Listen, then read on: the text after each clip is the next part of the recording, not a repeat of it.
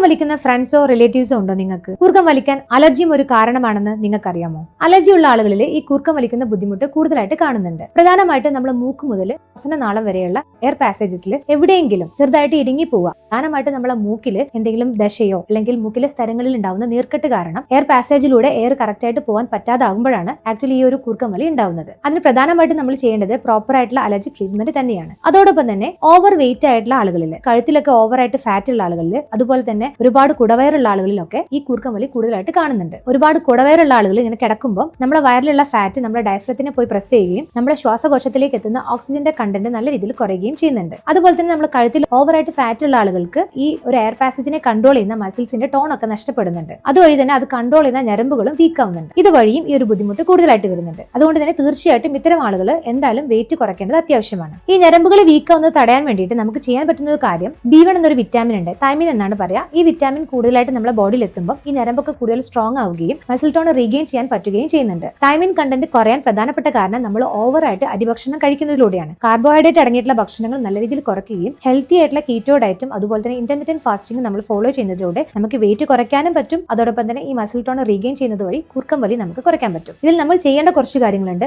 ഓവറായിട്ട് കൂർക്കം വലിയുള്ള ആളുകൾ സൈഡ് ചെരിഞ്ഞ് കിടക്കാൻ ശ്രമിക്കേണ്ടതാണ്. കിടക്കുമ്പോൾ എക്സ്ട്രാ ഒരു തലയണ വെച്ച് പൊക്കി കിടക്കുക. രാത്രി സമയങ്ങളിൽ ആൽക്കഹോൾ അതുപോലെ തന്നെ ഹെവി ആയിട്ട് ഭക്ഷണം കഴിക്കുന്ന ഒരു സ്വഭാവം ഉണ്ടെങ്കിൽ നിർബന്ധമായിട്ട് അത് നിർത്തേണ്ടതാണ്. അതോടൊപ്പം തന്നെ പ്രോപ്പർ ആയിട്ടുള്ള അലർജി ട്രീറ്റ്മെന്റ് എടുത്ത് നിങ്ങളെ മൂക്കിൽ ദശയോ അല്ലെങ്കിൽ അലർജിയുടെ ബുദ്ധിമുട്ടോ കൂടുതലായിട്ടുണ്ടെങ്കിൽ അതിനുള്ള ട്രീറ്റ്മെന്റ് എടുത്താൽ മാത്രമേ നിങ്ങളുടെ ഈ ഒരു ബുദ്ധിമുട്ട് കുറഞ്ഞു വരികയുള്ളൂ. ഈ ഒരു വീഡിയോ അലർജിയെ ബുദ്ധിമുട്ടുന്ന നിങ്ങളുടെ ഫ്രണ്ട്സിനും റിലേറ്റീവ്സിനും നിങ്ങൾ മാക്സിമം ഷെയർ ചെയ്യൂ.